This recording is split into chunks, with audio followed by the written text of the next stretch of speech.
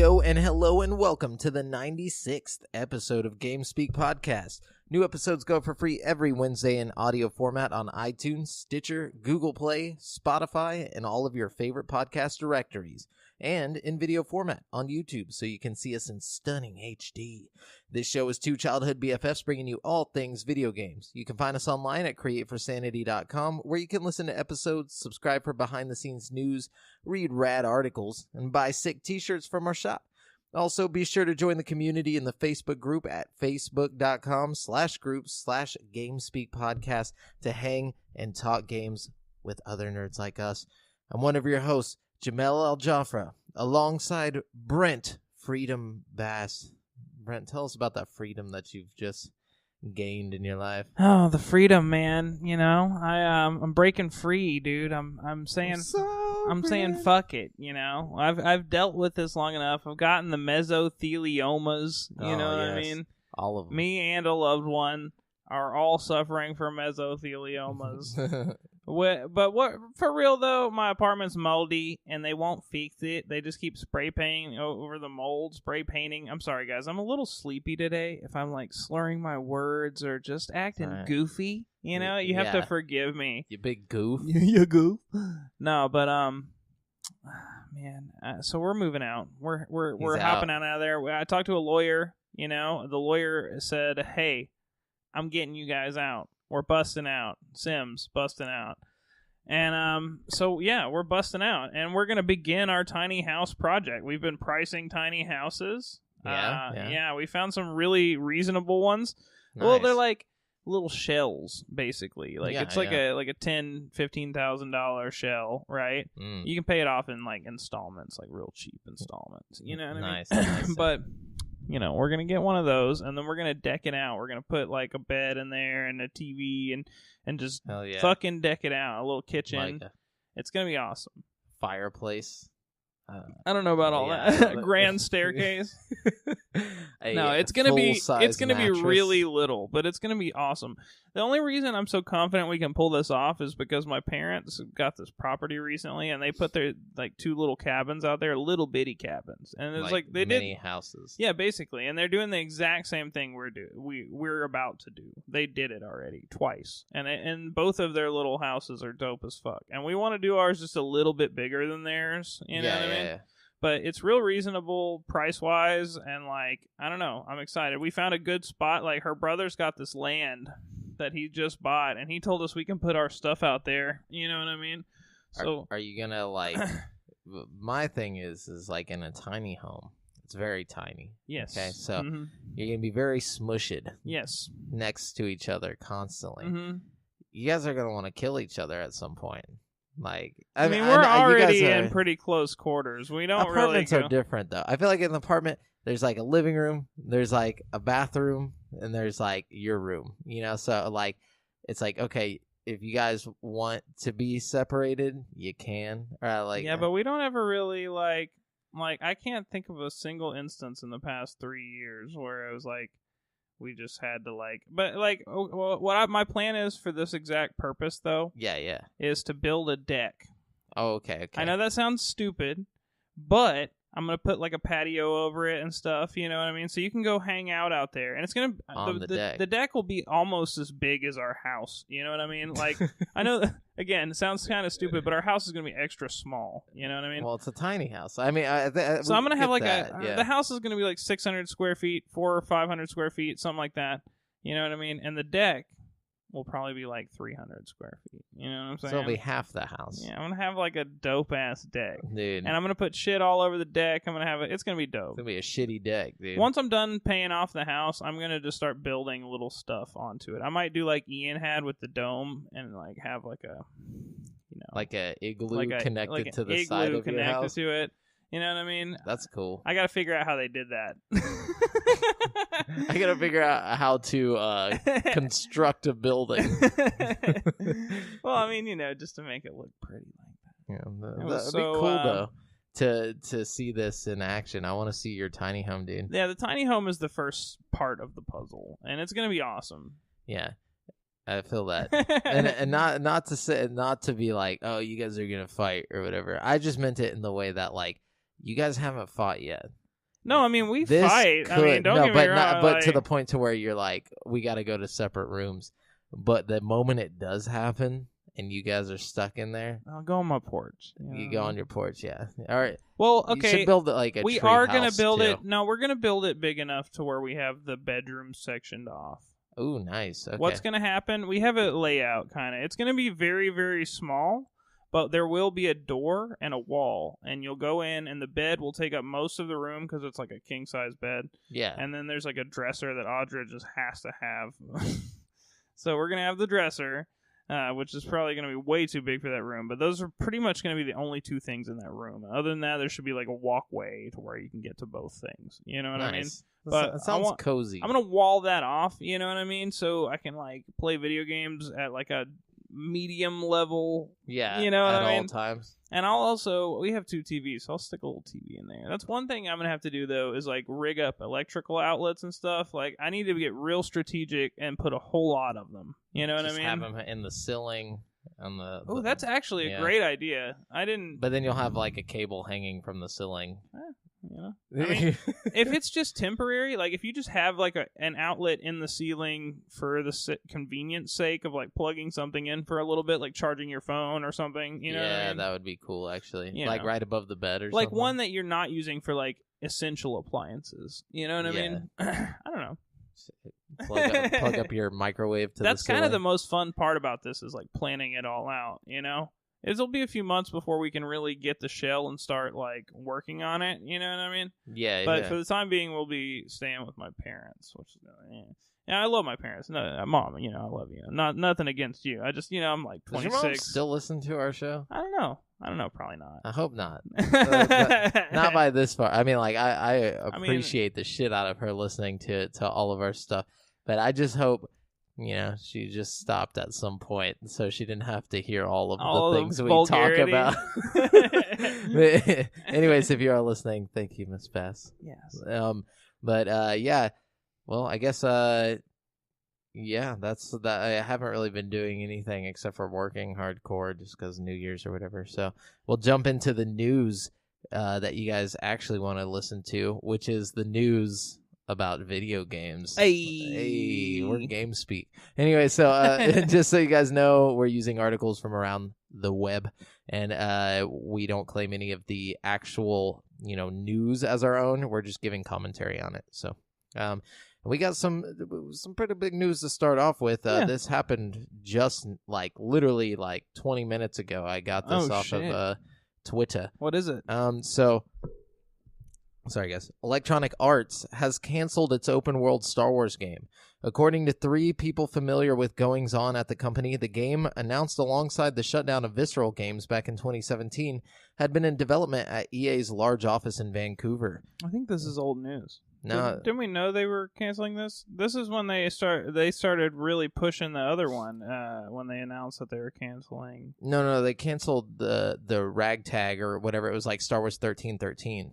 And then after they canceled Star Wars 1313, the EA picked up this EA Vancouver basically got the license to it because EA got the license to all the Star Wars games. But I thought they were using assets from 1313 and Fallen Order or whatever that new one that's coming out is. They're using the asset. They were going to use the assets for the open world game. The Fallen Order was a whole separate thing.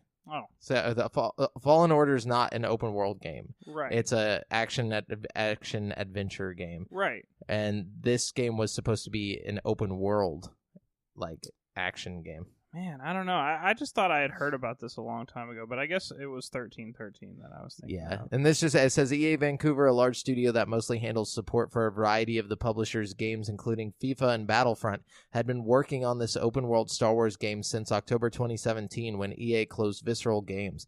Until then, Visceral, best known for its popular Dead Space horror series, was developing its own Star Wars game. That project, codenamed Ragtag, was a linear action-adventure game directed by Uncharted director Amy Hennig. EA Vancouver had been assisting on the project, and when EA closed Visceral Games on October 17th, 2017, the Vancouver studio took it over. But it wouldn't be accurate to say that EA Vancouver's Star Wars was the same game as Ragtag. It says when EA Vancouver took over, it rebooted this Star Wars project entirely, keeping some of the art assets, but transitioning it into an open-world game. Okay. Now that project is canceled too. EA did not immediately respond to a request for comment over at Kotaku, but EA had not shown any of EA Vancouver's open-world Star Wars game publicly, but the publisher talked about it when it announced Visceral's demise. Quote, "It has become clear that to deliver an experience that players will want to come back to and enjoy for a long time to come, we need to pivot the design," the company said at the time. A development team from across EA Worldwide Studios will take over development of this game, led by a team from EA Vancouver that has already been working on the project. But that's gone. So any hopes for that EA open world game is over. And also, I think this is kind of like it's almost kind of scary for Fallen Order, in my opinion, because one, we haven't seen anything from Fallen Order, and it's supposed to come out in fall 2019. We haven't seen anything. No, not even like nothing. Like I can't think of anything that we've seen from it. I don't know, man. I think Fallen Order is going to end up being like a glorified Force Unleashed. You know what I mean? I know if it comes out. It's going to come out. You think so? I just don't know how good it's going to be. It's either going to be great or it's going to be like, I don't know. Think about all the things that have come from EA since they acquired the rights to Star Wars, since Disney's Star Wars. We've had Battlefront and Battlefront 2. And Battlefront 2 was a huge letdown to a lot of people. Battlefront, it was actually a big deal how bad it was. Like, just because of the microtransactions. Yeah, I was about to say, the like game that. itself, the mechanics were good, the graphics were good. It wasn't a bad game. It was just all locked behind microtransactions. You know what I mean? Huge negative impact. Yeah.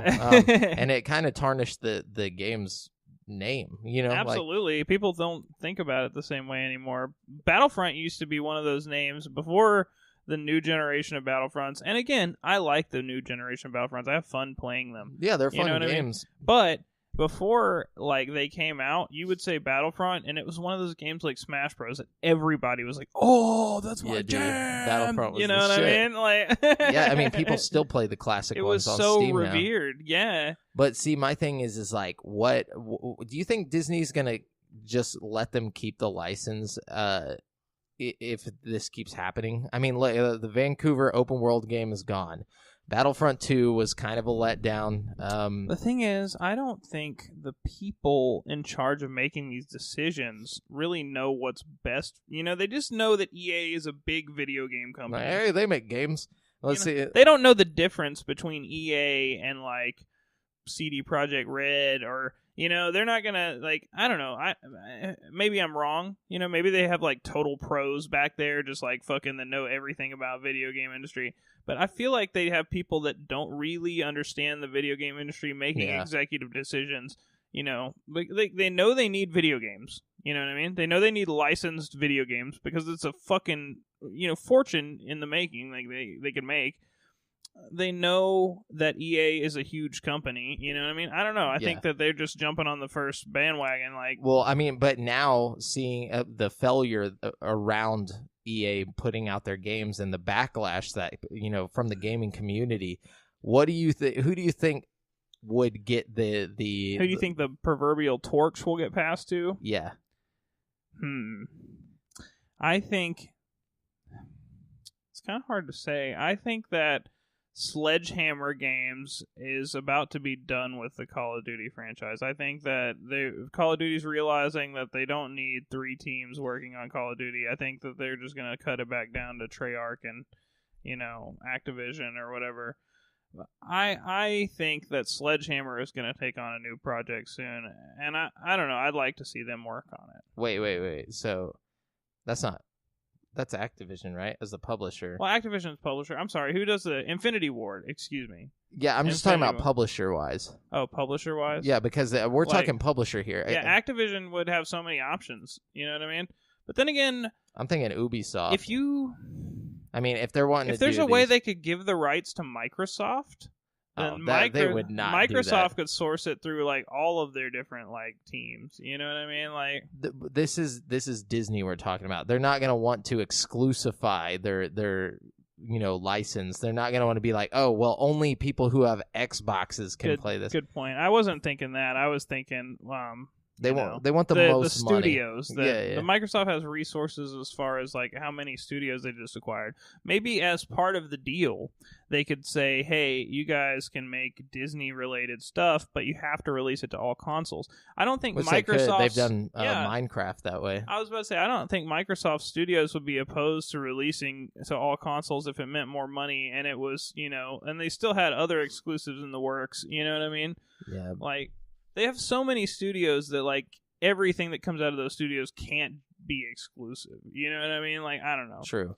Like, look at Hellblade, Like, again, I mean, granted, that came out before they bought, the studio, but still, it's like... Yeah, none of that stuff counts. The only things that really count are, like, Minecraft. That's, like, the only thing that's... whenever you put it into your PlayStation... Or not put it in, but whenever you play it on your PlayStation, it says Microsoft Studios. Yeah. But see, that's my thing. I'm telling you, they need to give it to Ubisoft. If they want one of these big AAA publishers to work on it, Ubisoft, I think, is the best. That's who I trust the most. I mean, the recent Assassin's Creed was good. Like I could see them doing like something similar to that. I definitely think Ubisoft would do well with it. And the thing is, EA, in hindsight, looking back, it's really not that unreasonable of a choice because EA in the past has had some pretty successful Star Wars titles, like the most hated company in the world. They won that award. Yeah, but look at like BioWare's track record with Star Wars. You know what I mean? Look at which was amazing. Yeah, of course. The KOTOR games obviously were great. I'm pretty sure Jedi Outcast was from EA, right? Am I wrong about that? That's not right. One of them was... Those were still LucasArts, like, back then. Yeah, but was LucasArts a subsidiary of... LucasArts was LucasArts. LucasArts. It was its own thing. It just did its own thing, yeah. Yeah. So they had... Obi-Wan Adventures was LucasArts, too, huh? Mm-hmm. All of the games, except for a couple of them, were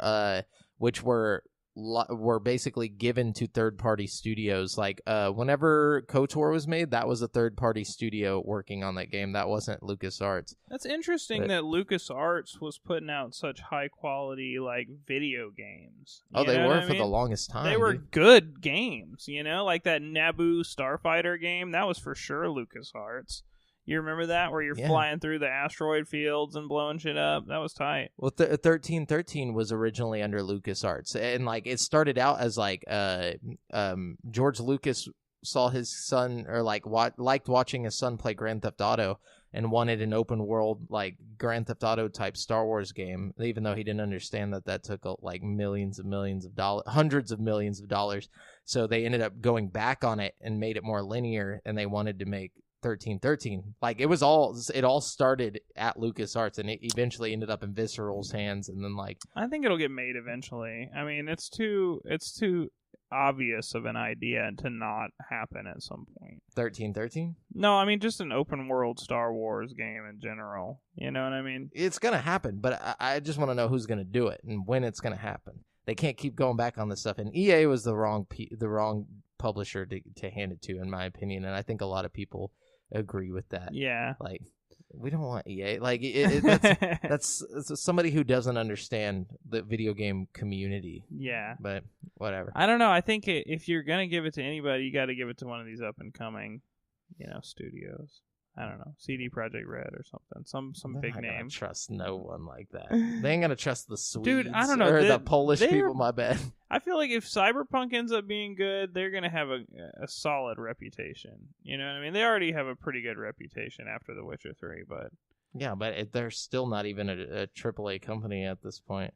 I don't know. They're still considered like they got to be getting double close. A. They've got like 1,000. I feel like if you have over 500 employees, you're pretty much a AAA.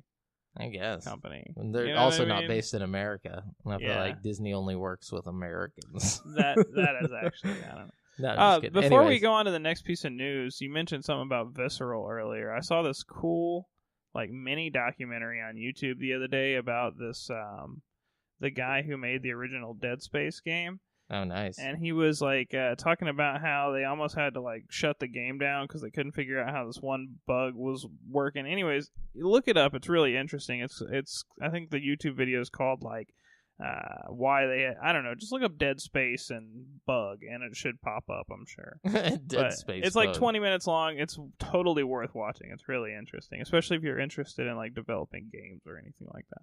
That's awesome. I'm gonna have to check it. Okay, I'm gonna go ahead and lay this really long one out here because it's probably the longest piece of news I got. So just bear with me. In Red Dead Redemption 2's world, the Pinkerton Detective Agency, a team of detectives hunting down Arthur Morgan and the rest of the Vanderling gang, is the main antagonist organization. Now, the real-life Pinkerton Company is taking action against Rockstar Games over the way in which Red Dead Redemption 2 uses its name. For its part, Take-Two is claiming fair use with respect to the Pinkerton name. Court documents discovered by the Blast reveal that Pinkerton Consulting and Investigations, the real detective agency founded in 1850, has issued a cease and desist letter to Rockstar Games and Take-Two Interactive in December. Pinkerton Consulting said Rockstar had a clear affection for Pinkerton by using the name in Red Dead Redemption 2. However, the consulting company took issue with its use in the title because it might have led people to believe that the real Pinkerton was involved in the game's development. Pinkerton is demanding that Take-Two pay an unspecified lump sum fee or a share of royalties in the future. On the other side, Take-Two says in response that its use of Pinkertons in Red Dead Redemption 2 is protected under the First Amendment in the United States. And it goes on and on and on and on.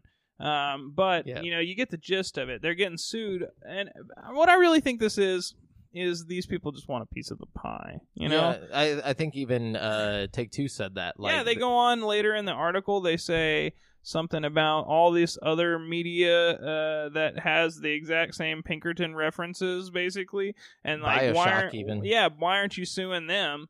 You know, just because we're making a ton of money, you know, like you're targeting us, which is true. It is true, but the thing is like they're using it as historical reference, which you can do if it's something that actually happened in history. Absolutely, especially in the West. Absolutely, and it's not like they're. I don't know. If anything, it should be like it's like giving them free publicity. Like, I don't know. It's stupid. Who thinks about the Pinkertons? I didn't even know that was still a thing. I very seriously doubt that this lawsuit will, work out well for them. This is just another thing that happens with Rockstar and Take-Two, is that they always just get sued once they put something out because people want that money. But they got the best lawyers around. I feel like you're doing the right thing in the video game industry if you get sued. Like, you know what I mean? Hell yeah. Look at Fortnite. They got sued like every week. You know what I mean? Yeah.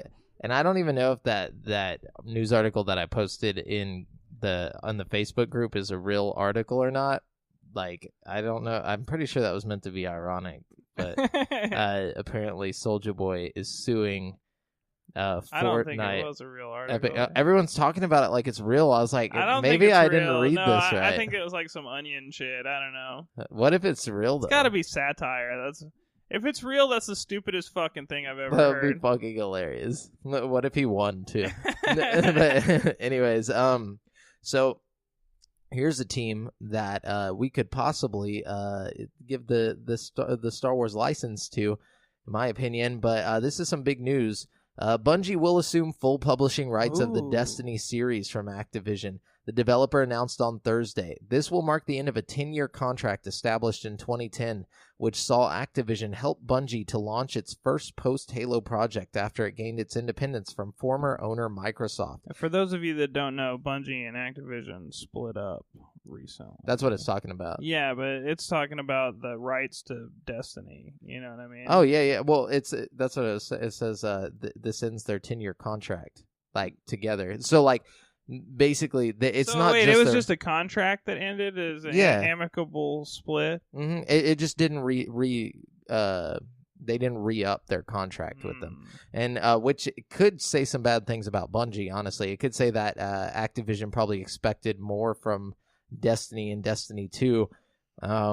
which both kind of like came out to mixed reviews. You know what I'm saying? And I know a lot of people who really, really love Destiny and the second one. You know what I mean? Me too. I personally, I had a little bit of fun with the first one, but I just I played through the first part and I never bought the expansion. I just lost interest. You know what I mean? They tried to pull that with the second one where they're like, if you just wait for the DLC, then the game gets good. And it's like, you can't just fucking do that shit. Like, no, you really can't. Especially in a world where fucking the Red Dead Redemption 2 and God of War and shit are out there and they're like fucking gigantic, meaty fucking games. Yep. You know what I mean? Like, I don't know. Definitely. You got me fucked up. You know what I mean? Like, sell me a third of a game, like it's true, and it's like they do it on purpose. They almost. really do. But in that book that I was talking about, that I had the Audible trial with Blood, Sweat, and Pixels, they were actually behind the scenes on the whole thing where Bungie was getting bought by Activision and dealing with Destiny, and they basically said that the people who whenever Bungie got away from Microsoft, like whenever their contract ended with Microsoft, they were like stoked. They were finally like happy to be indie developers again. Yeah. And they signed this declaration thing that they put up on the wall where it was like, or not a declaration, but it was like their independence or whatever. And they put it on the wall, and apparently only like 2 people are left from like that have their names on that thing. Wow. So like Bungie's not even the same Bungie that was there when Halo was being made. So a lot of people are like, "Oh, sweet, Bungie's free. They're gonna make all this stuff." But like, I want to see them just work on something different. Yeah, just do something. They got lots of experience.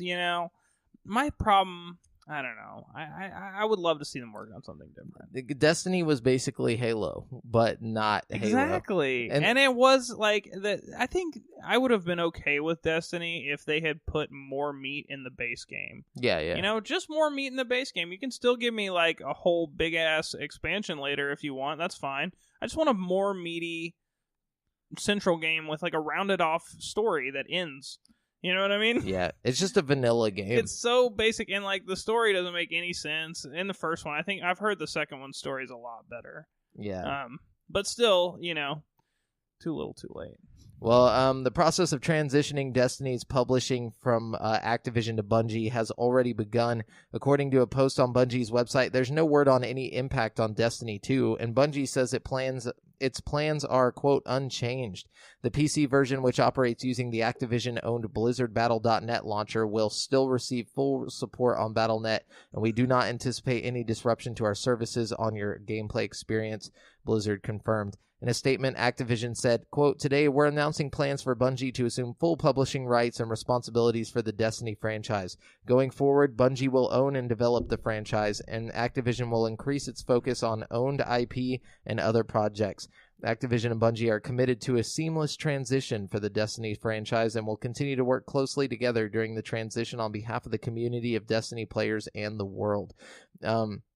In Bungie's new statement regarding the split, it stated, quote, "With Forsaken, we've learned and listened and leaned into what we believe our players want from a great Destiny experience.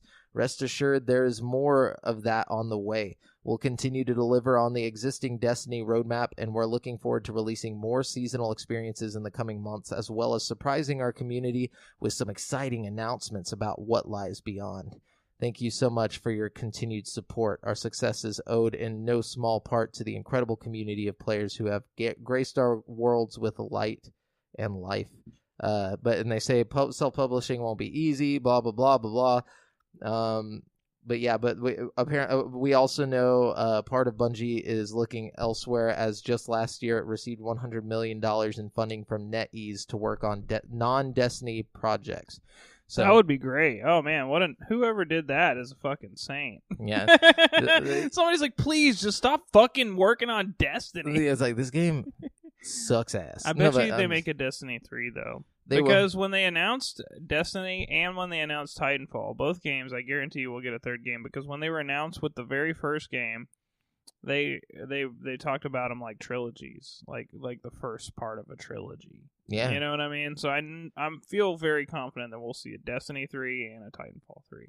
Also, some analyst was saying that too. Like, so another analyst. I don't know where these analysts come from, but just come out of the woodwork and just say some crazy prolific shit and just go back. They're like, "Hey, I got something to say. Give me that microphone." And they're just like, "Destiny 3, it's happening." Like, that's basically what he said. And everyone was like, Half-Life 3, everybody. It's going down. Portal Life 3. It's coming. So, kind of playing off of that, Activision and Bungie thing, apparently Blizzard's stock price has dramatically dropped after the news was made public. It seems that's a given, though. Yeah. Come on, but it dropped by 7%.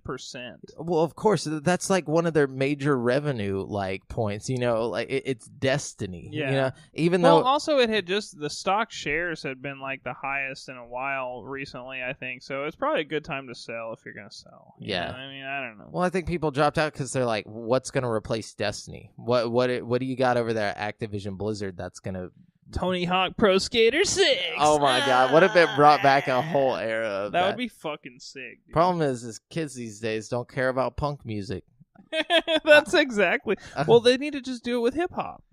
Yeah, do it with like SoundCloud rappers. Like they should find random like underground SoundCloud rappers that nobody's heard of that are really good. Yeah, that's the thing. It's 2019 now. Holy shit.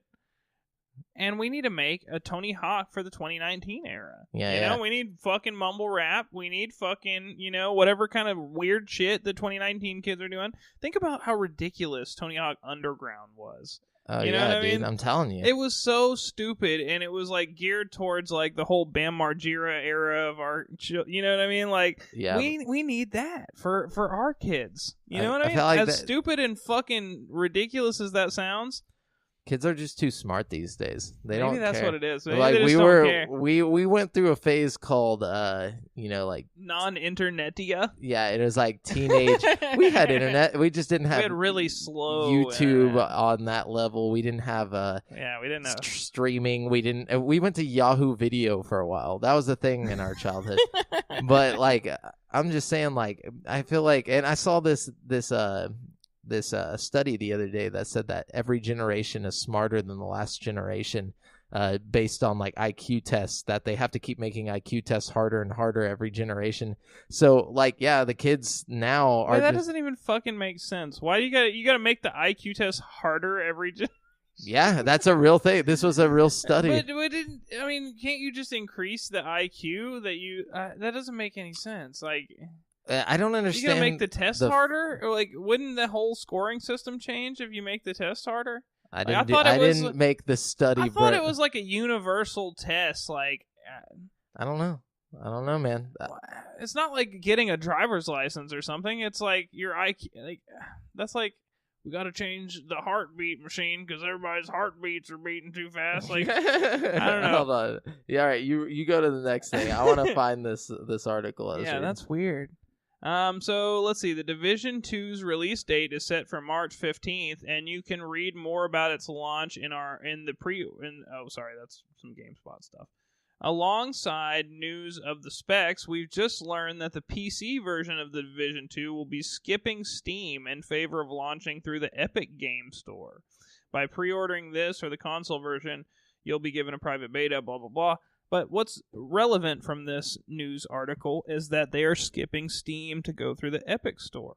We're getting more. I think we're going to see more and more developers do that, man. I think really the Steam is about to just get ass blasted by the Epic Store. You know what I mean? Yeah. I'm excited about it too. You know? Well, some friendly competition. And them like or not so friendly. I'm sorry. Was this the one about the Division 2? The Division, and also coming to the Epic Store instead of Steam. I can't find this article I was reading the other day. Now I feel like they deleted it. Now I'm just gonna look dumb. But anyways, I'm gonna find it. Next episode, we're gonna talk about the smarter kids. Hell yeah! And why I think that's destroying amazing punk music and Tony Hawk. Anyways, but on that, I had something as well to say about the Epic Store. Hold on. Here it is. So the Epic Games Store has announced a change in its refund policy. Epic Games Director of Publishing Strategy, Sergey Gelionkin, Sergey Gelionkin, revealed the change on Twitter, writing that people will be able to refund a game provided it is, quote, within 14 days of purchase and under 2 hours played. You will also now have unlimited refunds through Epic, giving the game store the same policy as Steam. According to Variety, to previously refund a game on Epic, you had to submit a ticket. From there, you'd get a verification request where you'd need to fill out several fields of information, including your public IP address, the date your Epic Games account was created, an invoice ID, your location, your account's display name, the final 4 numbers of the debit or credit card connected to your account, and the date of your last login. Only then would your ticket be reviewed. So, yeah, a lot of people were pissed about that. I actually saw a lot of people were saying, like, I would never go to the Epic Game Store because of their stupid refund policy or whatever. Now they switched it. It's exactly like Steam, so there's no more excuses. So they have to. They got to nip these things in the bud early while they're still new. You know what I mean? Like, you got to work out these kinks, like, while you're still relevant. They're learning. You know what I mean? Yeah. Yeah, they're good. Yeah. They know what's They fixed up. that quick, dude. Very quick. We didn't even have a chance to report on that problem before they fixed it. Exactly. You know what I mean? Like, I was like, damn. I was like, maybe it won't blow up because of this refund policy. And I was like, damn, I guess it will blow up because of this refund policy.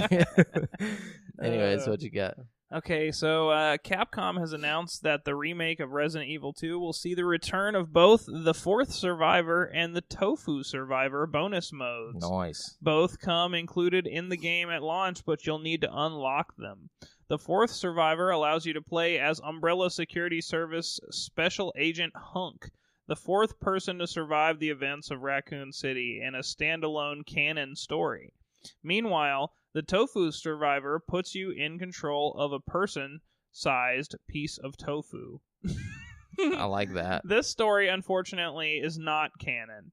It is, however, much harder to complete, as a piece of tofu can only carry and use a combat knife, 2 green herbs, and 1 blue herb.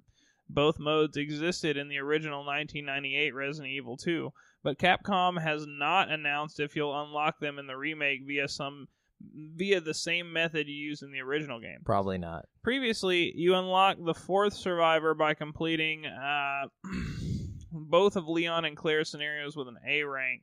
For the Tofu Survivor, you just had to get 6 A ranks, but they need to be achieved consecutively in under 2.5 hours. If you want to try the new Resident Evil 2 before buying it, there is a one-shot demo available.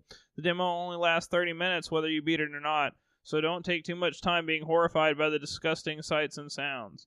The demo will expire on January 31st, a few days after the launch of the game.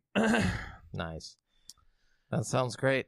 Yeah, that's kind of cool if you think about it, because, like, in the base game, you can play through, it's just like Resident Evil 1. You can pick which story you want to play through, and it affects, like, how the story plays out.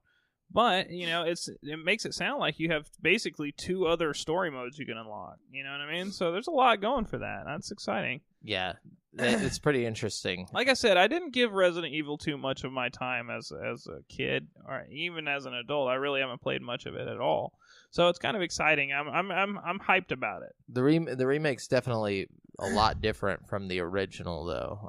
At least in the gameplay mechanics, and then also they switched up all the puzzles in the game. All the puzzles are completely different than the original. Oh, cool. So even if you have played the original, you won't just be like blasting through it speedrun style, Yeah, exactly. I'm sure there's a lot of stuff that's the same, though. Otherwise, it wouldn't be much of a remake. You know what I mean? They've changed a lot. They've even changed the story, apparently. Like, a lot of people are noticing from the demo and, like, from clips that there's a lot of parts that are out of sync from, like, the original game.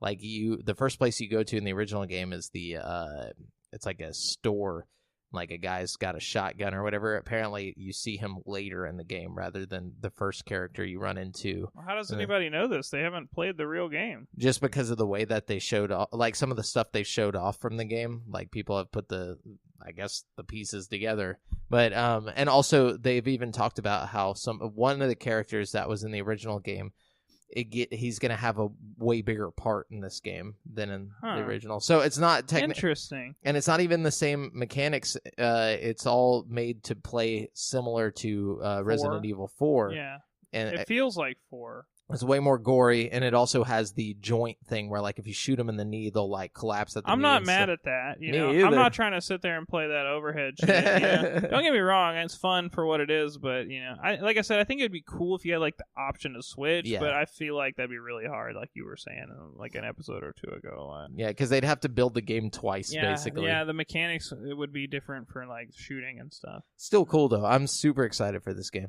Anyways, this is really big news as well. This is kind of like something that is literally game-changing. Rocket League is now the second PS4 game to support crossplay with other consoles. Developer Psyonix announced that its hit vehicular soccer game has joined Sony's crossplay beta program, allowing players on PS4 to be matched up with those on Xbox One and Nintendo Switch.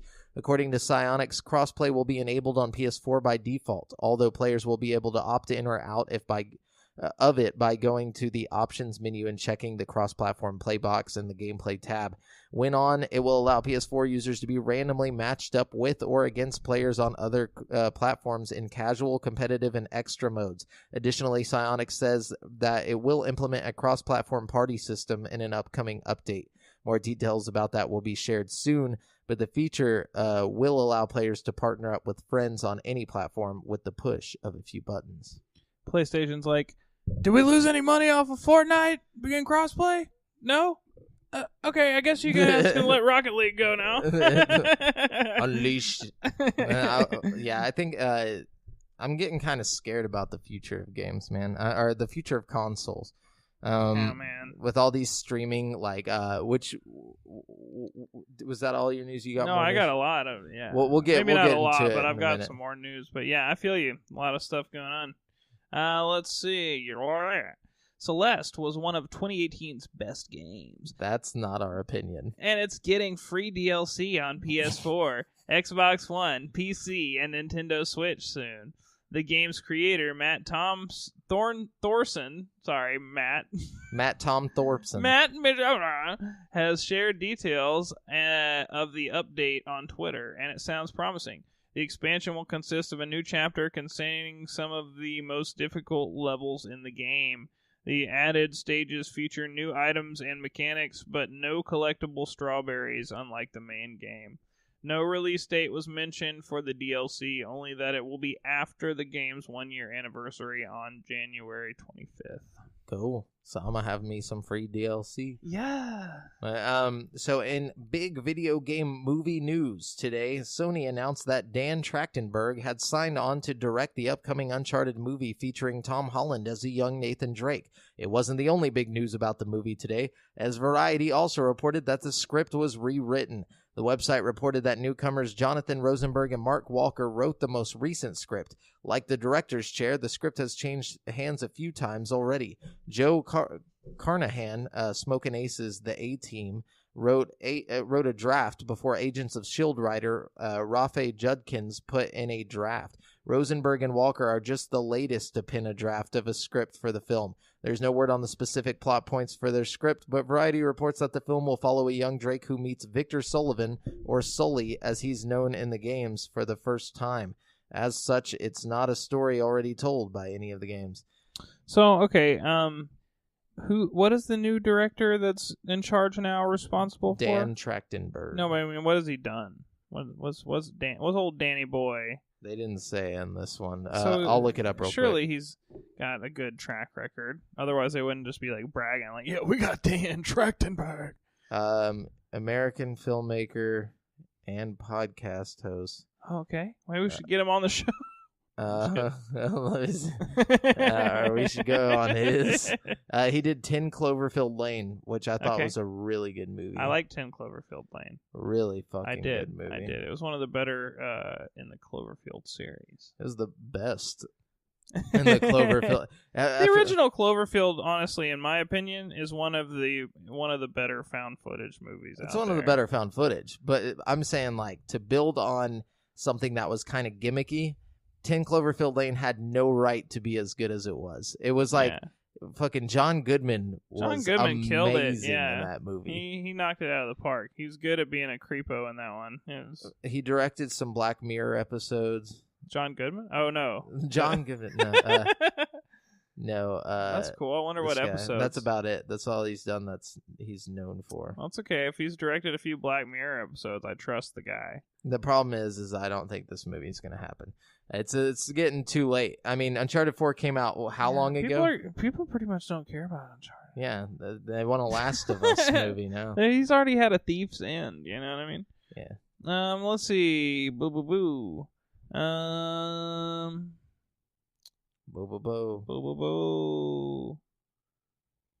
sorry. I'm looking at this piece of news and I'm like, why did I even put this news in here? It's like not even worth. It's all right. Just skip it. Yeah, I'm gonna skip that one. Unless it's news, we don't need it. Okay, let's see. It appears the next big battleground for gaming might be in the streaming world.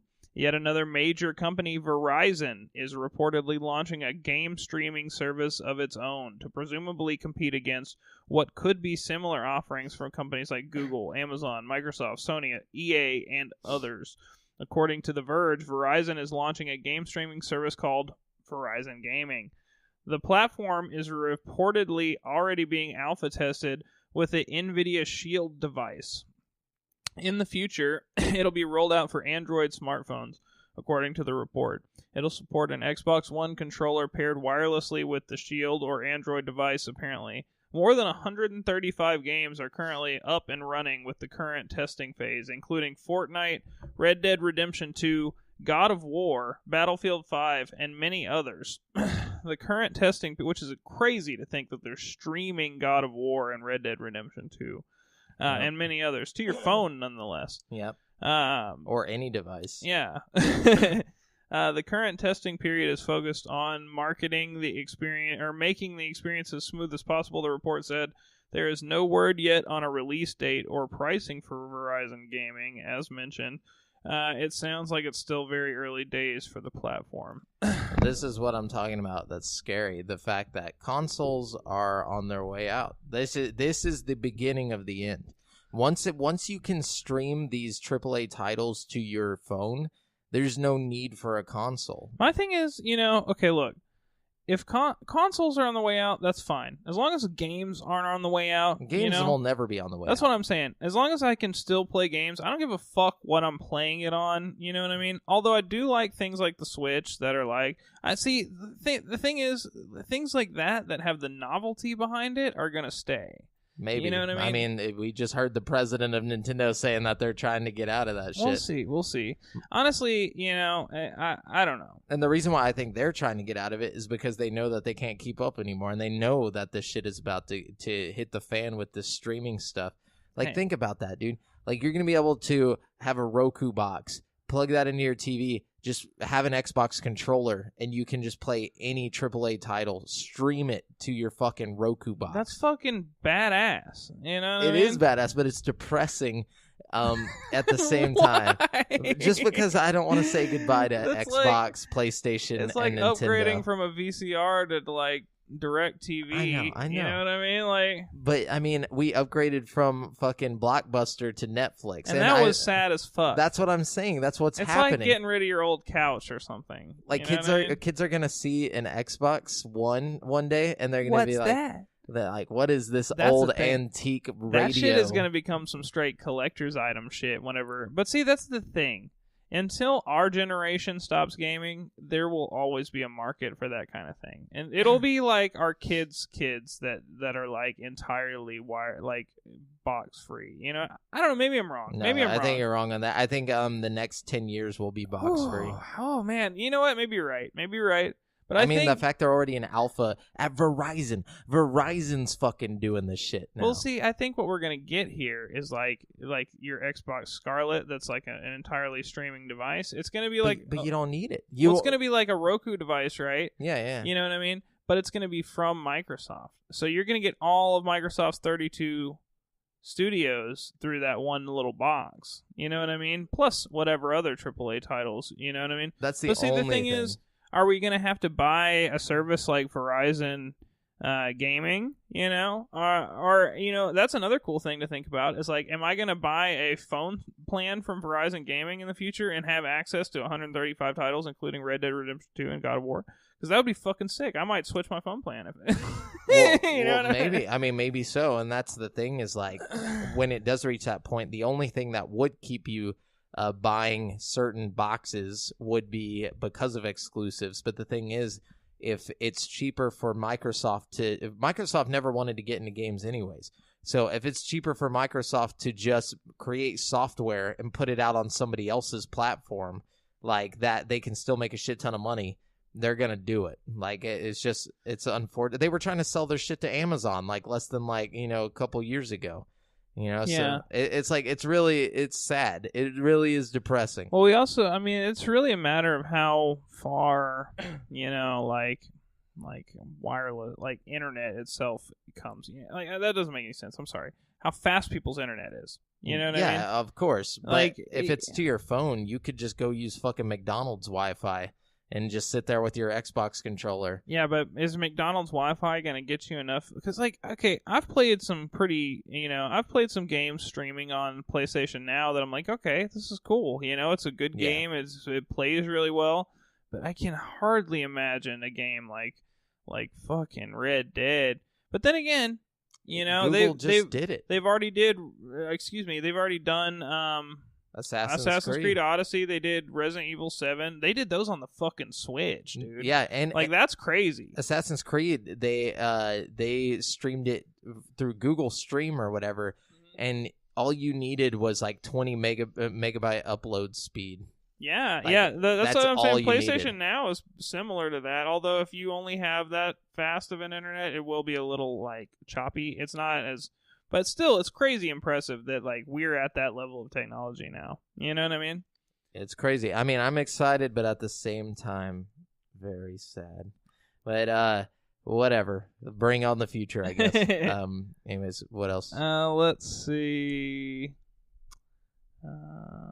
Okay, there's speculation that the new Dragon Age game might be a multiplayer game because they're doing listings in, like, classified ads for, like, it will not be multiplayer. They would be completely stupid if they made it multiplayer. Like, I think they might as well just shut down their entire operation if they make it multiplayer. Well, Inquisition had multiplayer, like a multiplayer element you could do. It was like a side thing. So maybe they're gonna do something like that. Okay, but I'm just saying, if they try to throw fucking multiplayer in another one of their title games that are like, top tier games that are single player, they're asking to get fucked in the mouth. Well, they haven't done it yet. I'm just saying. I mean, they should definitely take a page from Bethesda, but they, well, people don't want it. People don't want this. People don't want this from Dragon Age. They don't want it from Fallout. They don't want it from Skyrim, Elder Scrolls. Stop doing this shit. Like, people have. I agree. If you're gonna do it, make a whole new thing. Yeah. You know what I mean? It doesn't... Like, that's the thing. They could have made Fallout 76 as a whole new title, and it would have been totally successful. You know what I mean? They should have just called it 76. They shouldn't have even... They should have just, like... Honestly, they should have made it, like... I don't know. But it wouldn't have sold because it wouldn't have had the name Fallout in it. The problem is Rage was already out. If like, imagine that Rage had just never come out, and they released Rage as, like, Fallout 76. You know what I mean? Yeah, and they just called it Rage. You know what I mean? Like, that would be the shit. You know what I mean? Everybody's like, oh, Rage is tight, I don't know. Rage is tight. Yeah, no, I feel that. So in a series of tweets, Square Enix noted that a few different free game updates will come on and around launch day of Kingdom Hearts 3. The first scheduled for release alongside the game on January 29th will be the typical bug fixes along with a, quote, memory archive, unquote, story recap. A second patch on Wednesday, January 30th will add an epilogue video. Finally, on Thursday, January 31st, a third patch will add a secret video. The epilogue will be viewable to anyone who has finished Kingdom Hearts 3 while the secret video requires finishing the game along with various criteria that will scale by difficulty level. Why the fuck isn't that shit just in the game? Why do they gotta patch it in? Do you want the game delayed, dude? I guess not. Do you want to play Kingdom Hearts 3? What if you didn't have internet? That would piss you off. You just get to the epilogue and it's just dun, dun, dun, dun, and just cuts off. Like that would. It's gonna happen to some people. That would fucking piss me off, dude. That's the future we live in. And this is what I was saying. I was like, scary, dude. The problem with the future is that we rely too much on internet. One day, we're just going to get EMP'd, and we're not going to have any internet. Y2K, bro. Y2K, bro. I remember the scare. But see, that's the problem. It's like Y2K, I don't care if it's Y2K if I can still just play my games. Like, fuck it. Let the apocalypse happen outside. I'll just play some games. Y2K was saying that all the internet was going to go down and it would but it's like, everything. My point is, like, if it's like old school games, I can still play my games. Oh, I get what you're saying. You know what I mean? Yeah. Do you remember, were your parents afraid of Y2K? No, my parents were fucking totally not afraid of My Y2K. mom had like 900 jugs of water in a bathtub. Like, I'm not even kidding. I remember, like, a lot of people were legitimately afraid of Y2K. I mean, it wasn't like an unreasonable fear, you know? I mean, it was pretty unreasonable. Why would, they were like, oh, the calendars or something was set wrong? Well, they assumed that, like, okay, like, all the, like, instruments of, like, everything were set on this one atomic clock, and, like... Oh, yeah. Like, once when it that reset... clock, they didn't know how it was going to react, if it was just going to freak out, or if it was going to, like... They didn't understand technology. I don't know. It was really stupid if you think about it now, but, like... Can you imagine? And this is what I'm talking about, where generations get smarter every time. Can you imagine us, like, freaking out about that? Like, being like, oh, dude, the clock's gonna, strike 12. And Bro, I can imagine people being stupid about just about anything. I'm talking about the widespread stupidity, though. Dude. No offense to the widespread stupidity is so real. Like, I don't know. That's true. It depends on what Facebook pages you follow. It's just a different kind of stupid. Now everybody is stupid and they think they're smart. Back in our day, everybody was stupid and they knew they were stupid. You know what I mean? I don't know about all that. Nowadays, everybody thinks everyone they're thinks fucking Alex super Jones, smart. Oh my God, Alex Jones. Everyone, if you follow or believe Alex Jones, I don't know if we can talk. I don't know if we can have a real human connection. I follow this Facebook group called Alex Jones Memes, and they make the dankest Alex Jones Oh my memes. God, I can only imagine. Okay, one more piece of news for me. One of the benefits of subscribing to Nintendo Switch Online is that you get access to NES games, yada, yada, yada. There's some new ones coming. We got Blaster Master coming on January 16th. We got Zelda 2 Adventures of Link coming on January 16th. Dope. And we also have Joy Flight Mech if you're in Japan, but we're not, so sorry. I'm down for some Zelda 2. That's like one of the ones that I haven't beat. Really? I haven't been playing as much of the NES games as I thought, but I saw somewhere that there's like a rumor mill.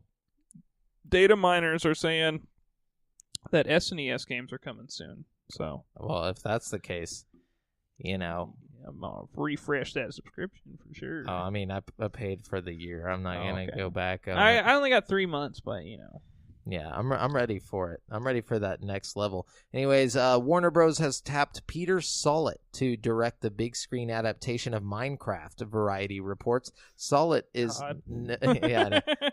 Sollett is known for films like the critical hit Raising Victor Vargas, Nick and Nora's Infinite Playlist, and Freeheld.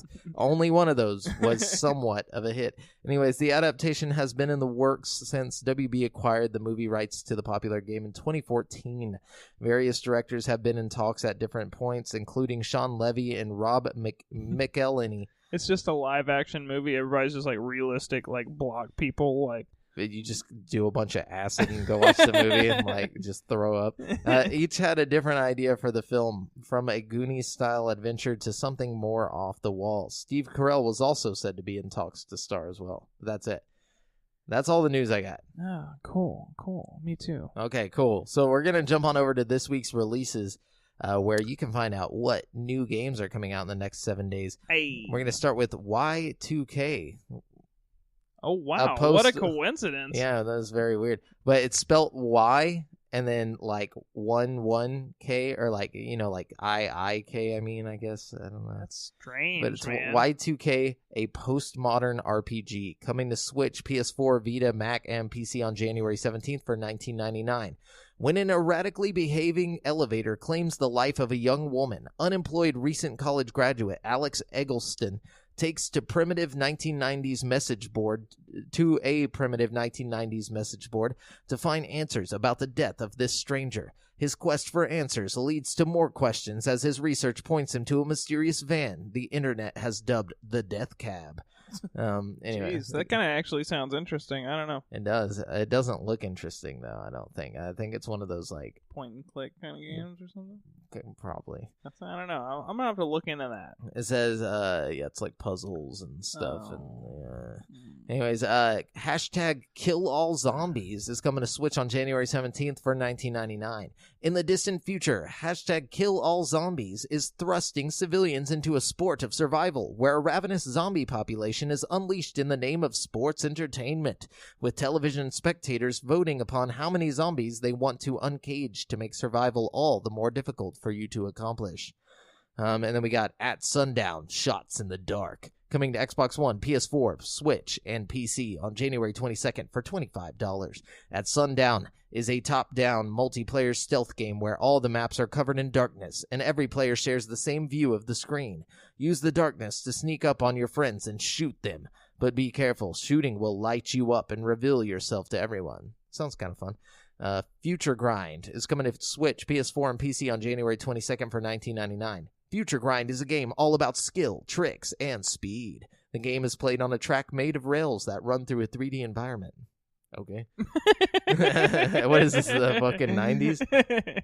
Anyways, Hell Warders is coming to PS4, Xbox One, and Switch on PC on January 17th for $14.99. Face demonic armies with your friends and build deadly defenses, or find epic weapons to fend off the invasion. In the action defense game Hell Warders, you and your friends are tasked with defending the Nexus from unrelenting demon assaults.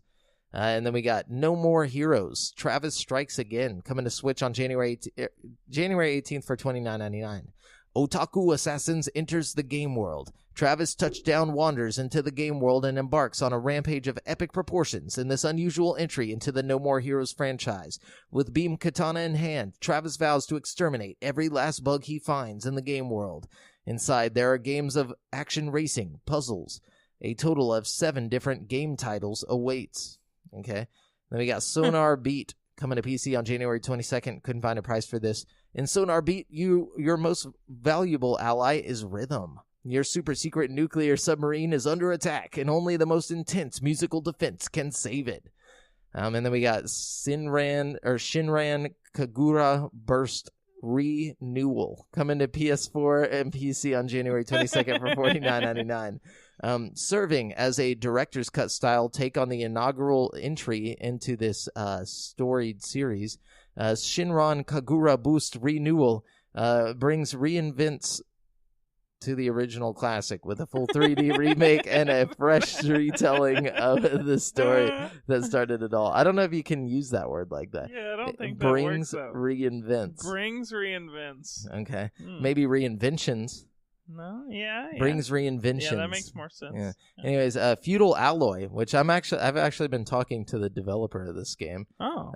Possibly get us a copy of that so we can play it on the YouTube channel. Yeah. But Feudal Alloy is coming to Switch, PS4, Xbox One, and PC on January 17th for $16.99. Ooh. Feudal Alloy is an epic action adventure with fish-controlled medieval robots. Explore an unusual medieval world with a fish-controlled robot, Atu.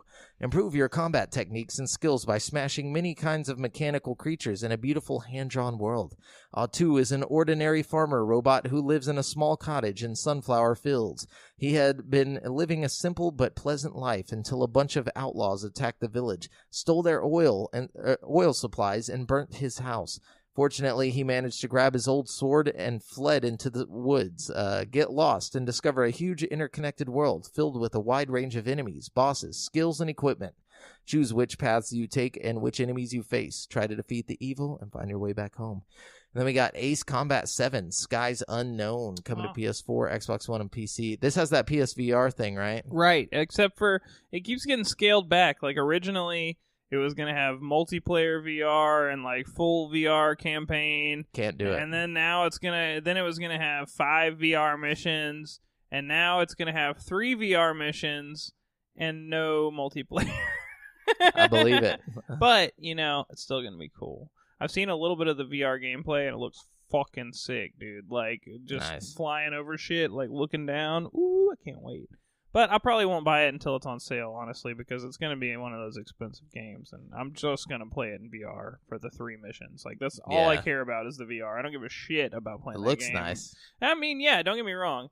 Like, I'm sure it's fun and all, but I don't... No, I meant the VR looks nice. Oh, the VR does look nice. Like, I just wouldn't care about it if it wasn't in VR, Like, nothing against, I'm sure there's a lot of diehards out there that love their flight sims, It's not even really a flight sim. It's like an action arcade flight sim. Like, it's, like, not as realistic as a flight sim, I think, So, okay, here, I'm going to read it. January 18th is when it's coming out. It's going to be $59.99. Putting gamers in the cockpit of the most advanced warplanes ever developed, Ace Combat 7 delivers the fiercest air combat experience ever through photorealistic visuals, intense dogfighting action, a multitude of authentic and futuristic aircraft to fly, and an immersive storyline. Developed by using Unreal Engine 4 and True Sky technology, Ace Combat 7 offers beautifully rendered cloud-filled skies and highly detailed cityscapes, enhance the sense of unparalleled speed, and set the stage for the most engaging aerial battles in the franchise's storied 20-year history. Ace Combat 7 provides an arsenal of ultra-modern super weapons and formidable enemies that the series is known for. Aces who have proven their combat powers in Ace Combat 7's campaign mode can take their dogfight skills online for furious online multiplayer battles. Sweet. It's not really so much a simulator, though. But I don't know. It seems pretty realistic. Like, it just looks realistic. It's not a sim, though. Like a sim, you're gonna be plotting your destination. Yeah, I guess you have a point. You probably have to do all the little switches and stuff. Yeah. This is nothing like that. That would be sick, though, if it was in VR and you had to like do all the like switches and landing gear and shit. Like, you could probably train people I want a game that like way. that, dude. Yeah. I think that would be a fun game. That's the future of pilot school. Mm-hmm. I really think it is. It saves lives. It saves money on gas. Yeah, for like sure. The fuel for those planes, it'd you probably can make be cheaper. it really realistic too. If you had the sole intention, if you like a really good game developer, and like we're like, okay, look, we're training pilots. I just need this to be as realistic as possible. And they put you in a chair that actively feels like what it feels like to, like whenever you take off and stuff it's like that. Hydraulics and shit, and like that'd be tight. It simulates turbulence and stuff. Yeah. Oh, you could do all kinds of stuff, man. See, plotting. Anyway, so that's it for this week's releases. We're gonna jump on over to what we're currently playing. Brent, what are you playing? Man, okay, so first of all, I'm still playing Pokemon. I have beaten all 8 gyms. I'm at the Elite Four.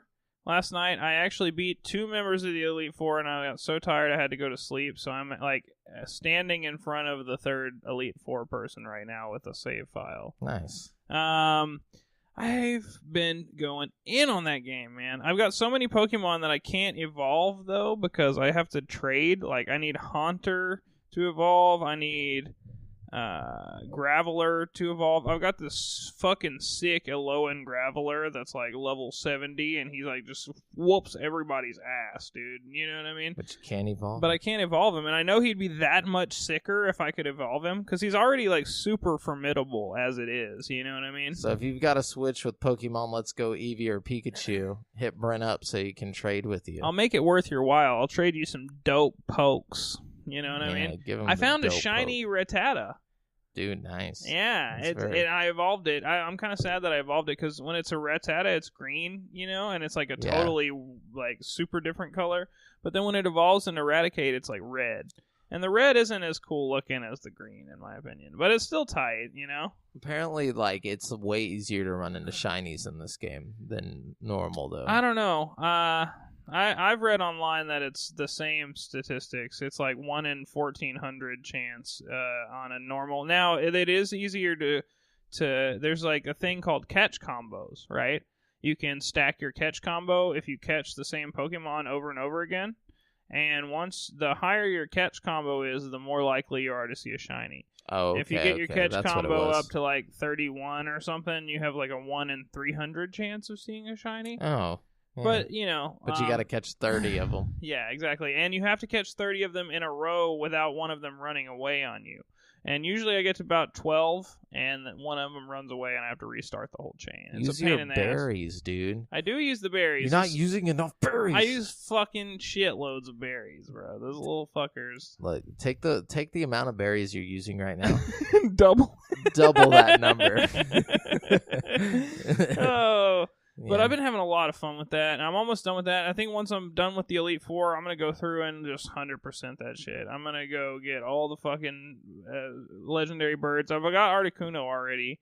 I still need to get Zapdos. You know, I think he's at the power plant. I need to go get Moltres. I have no idea where the fuck Moltres is. I forgot.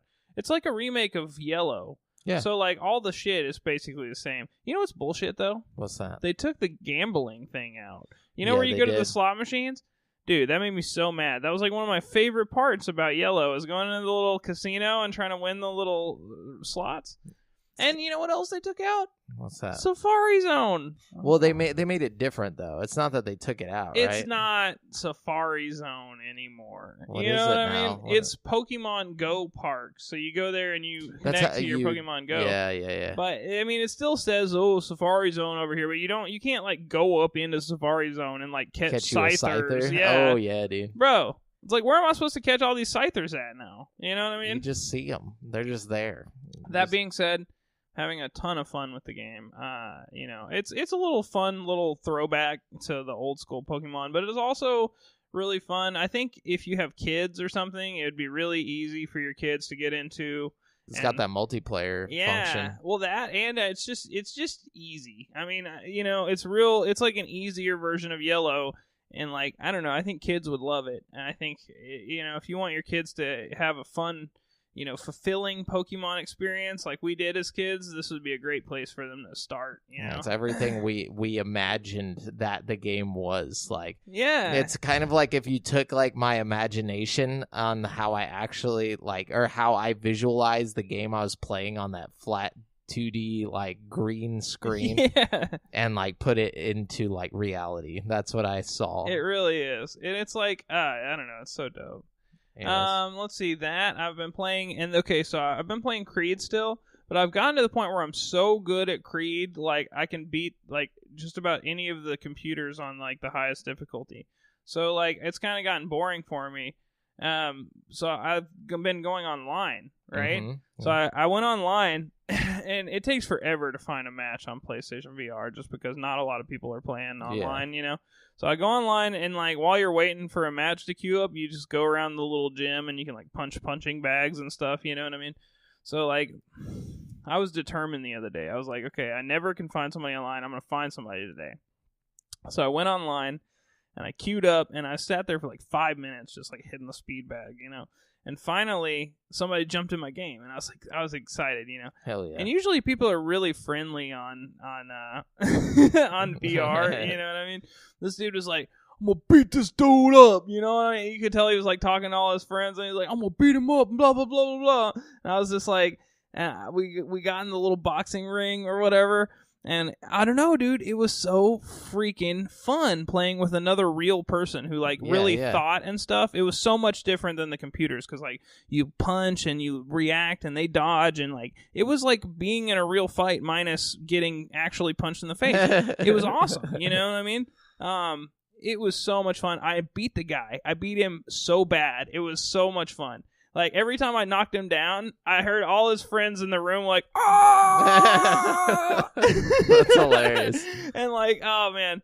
It was funny because, like, you could tell he didn't play a lot of VR. And a lot of it's, like, you know, click turning and movement and stuff that, like, you know, makes me, you know, have a slight upper hand as opposed to the guy who's just showing his friend in the living room. Uppercut. You know what I mean? Also, he didn't really understand his play area, I think. You know, like, there's a square at your feet that you can walk around in a physical space. You know? Yeah. So he'd punch, and I just literally, like, take a step to the right and, like, stand beside him and just punch him in the face. It was so much fun, dude. I'm sorry. No, you're good. That's awesome. But yeah, so I played those, and then I've been playing a lot of like demos and betas and shit. Cool. I've been playing Dead or Alive 6 beta. Pretty good. It's all right. That's all online, so that shit is fucking hard. Yeah. So I played a little bit of that, and I kind of gave up on that. I played the Octopath Traveler demo. Oh, you played Octopath? Yeah. It's fun. I did the 3-hour demo, and I gotta say, it's beautiful. I really couldn't put it down. It was so much fun. Especially like the little, what is it? It's like the blast mechanic or whatever. Yeah. It's so cool. I want to get it. I want to get the real game. Who did you start out with in your demo? The apothecary. The apothecary. The apothecary. Apothecary. God damn. What like environment does it start you in? I can't even remember. It was I played it whenever it first dropped. It was so long ago. I started as like a hunter, right? And like a chick with a bow. Yeah. And like I had my little bow, and like I did her little first story, and I still had like an hour and a half. So I went to one of the other neighboring towns, and it was like a totally different, like the snowy, beautiful snow. Like the snow was so pretty. It was like sparkly, and you go into this cathedral, and it was like all gothic and shit. It was so tight, dude. Oh yeah. Like the art is fucking phenomenal, and the music is tight. I really want the real game. I would get it. I'm afraid I wouldn't beat it just because of how 8 stories. Like, I'll beat every one of those stories. I think that would be a blast. That looks like my kind of game. It felt like a mix between like Pokemon and Final Fantasy VII or something. Definitely. You know what I mean? I played the Resident Evil 2 one-shot demo also, and I had a lot of fun with that. I took way too much time like reading notes and stuff and didn't get very far in the actual demo. But I had a lot of fun with it. I really want the real game. I've been like in this crazy Resident Evil kick ever since I played the demo. So like I'm same dude. I mean, not since the demo, since I beat the played remake. One, yeah. I'm ready for this one. I've been waiting for it because I played that one and then I played through 0. So you're really ready. You're like perfectly in the lore space for 2. Yeah, and I read the book. I read the book for the first first game. Yeah, I think I'm gonna get it when it comes out because I've got like $68 on my PlayStation account right now.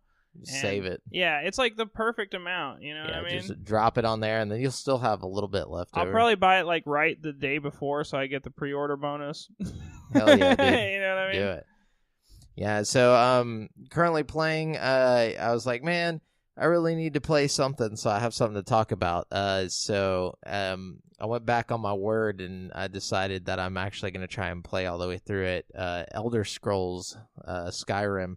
So I've never actually played through it, never really gotten past... what are you playing it on?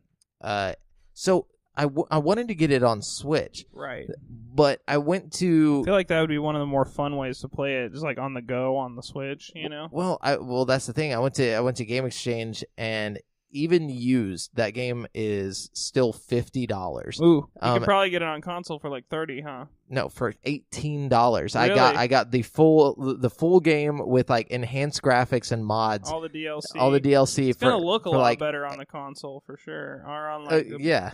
You know. And that was the problem. Is I was like, the portability is not enough for me to pay $50 for something that then the Switch version doesn't come with mods. Yeah, maybe if you traveled a lot or something. Yeah, but and the graphics are worse, like on the Switch, significantly worse. Like, yeah. I'm like, well, and it says the frame rate's pretty bad on it and stuff. So I was like, you know what, fuck it. I was like, I'll just grab it on Xbox One. I saved myself like $30, got more stuff, and so I started playing through it. Pretty interested in it. I'm not a huge high fantasy fan, but like it's getting me enough just because it's a Bethesda game. Yeah, that's how I feel about the Elder Scrolls series. Like I'm not I usually don't get into that kind of like high fantasy thing. But I have enough fun with it just because it's like the same familiar like Bethesda Fallout. Settings and Fallout. Yeah, it feels like Fallout. A lot of good scenarios that you end up in Skyrim. You know what I mean? Especially like the Daedric statues or whatever that have you go do shit for them and then give you like a secret weapon. You know? Well, I'm like I just now got like my shout ability or whatever. Oh, okay. And then like so you're gonna start finding those all over the fucking. You probably already have found a few, huh? Mm-hmm. And so, like, I mean, it's pretty interesting. I'm like focusing on magic. Like that's kind of like my Magic's fun. If you're gonna do a magic build, you need to go to Winterhold and go to the College of Winterhold. That's what I was literally about to do. Oh, okay, like I had it set on my quest. Yeah, if you do the Winterhold quest line, the College of Winterhold quest line, you'll get your magic up pretty quick. And you'll get all kinds of cool magic related stuff that'll help you be a good magic caster. You know what I mean? That's what I want to do. I want to be a magic god. That's where I've been doing all my VR stuff in Skyrim. It's like, in my opinion, it's the prettiest place in Skyrim in VR, just because the snow is like, you can almost feel like you can stick out your tongue and just catch snowflakes. Anyway, so that's what I've been playing. I'll keep y'all updated on that. Cool. Give like a review of it at some point. But anyways, let's jump on over to the topic of the show. So today's topic of the show is locations we want to see in a Resident Evil game. Yeah. Before we jump into that, I want to say I wrote down the locations already used in like your Resident Evil franchise. Yeah, me too. Actually, I wrote them all down. I've got a lot of different places, so we'll compare notes. Okay, so like I started with Zero, which is the prequel to the first game. And you're in the Ecliptic Express, and then you also go to a training center, which I don't really count that as, it's just a building. I feel like that's kind of the formula for most of the best Resident Evil games, and I'm not going to say it's all Resident Evil games, but the better ones tend to keep you consolidated to like one place for most of the game. Even though you're in different areas of that place, it's always like one building or one thing, and then at the end you go to like a different place for like a level or two.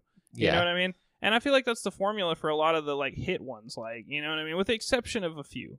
You know what I mean? The only few is 5 and 6. 5 and 6 are the only ones I didn't include on this list because they're action games. 4 has you outside moving around more than some of the others, but it's true, but it's still kind a of confined area. Yeah, I was about to say it's still a consolidated part of Spain or whatever, Yeah. So and then we had number 1. Which the mansion, right. Which is the Spencer Mansion, and you could argue that 7 is also a mansion. You know what I mean? Which it's almost the not same. As nice. Yeah, exactly. It's more of a house. Yeah, I mean it's a big house. Yeah, if you think about it, yeah, you just got it's a house with like underground tunnels and stuff. It's not really the house itself that's so large. It's all the connections happening in this house. Yeah. But so that's for 7, and then for 2 you got Raccoon City, which comprises like a bunch of different places. That was the more open world one.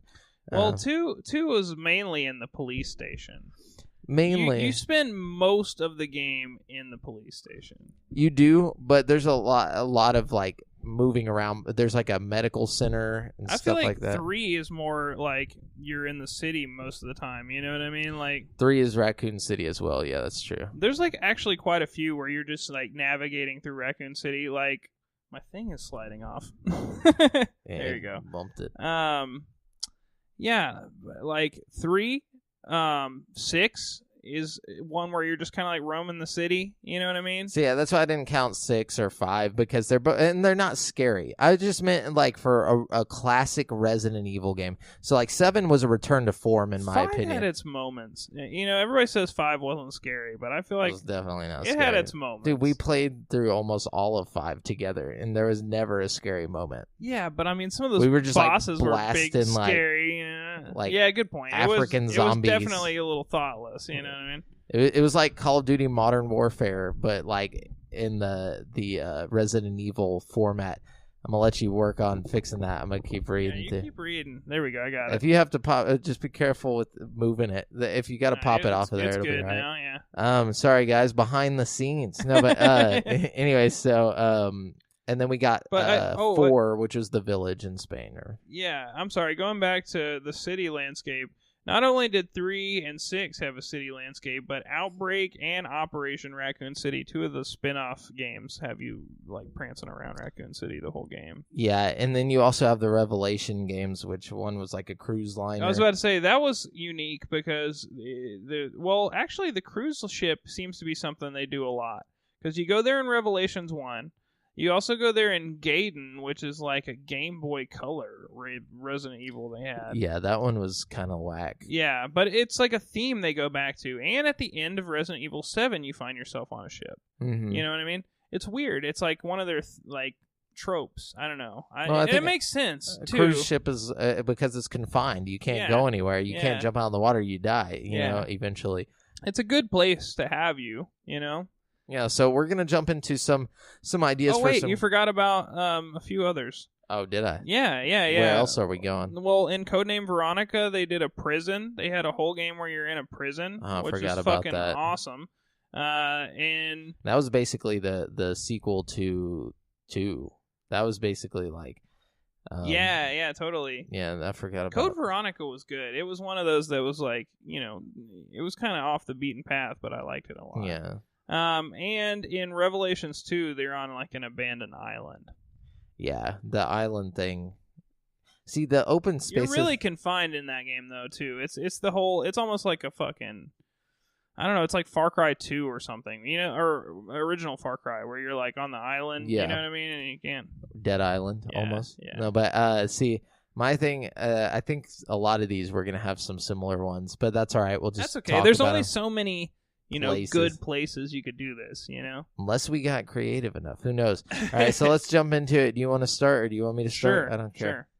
Sure. Okay, so I'm thinking, what if you had a game that was set in, like, fucking, like, basically like a giant TV-style restaurant, like Hell's Kitchen. You know what I mean? Like Guy Fieri is there like somewhere? It's a big restaurant, and it's like a big kitchen. But it's also got all kinds of other, like, camera shit, because it's basically, like, where they would film one of these cooking shows, you know what I mean? Oh, that's a good idea. Or like a live TV show set. Yeah. Or like a live broadcasting station. So, like, the game starts out, and you're all in this studio, and everybody's chopping up food, and Gordon Ramsay's screaming at people, you know what I mean? or, like, the Capcom equivalent of Gordon Ramsay is yelling at people, you know what I mean? And then suddenly the zombies come in, and so, like, you're fighting your way through this, like, fucking...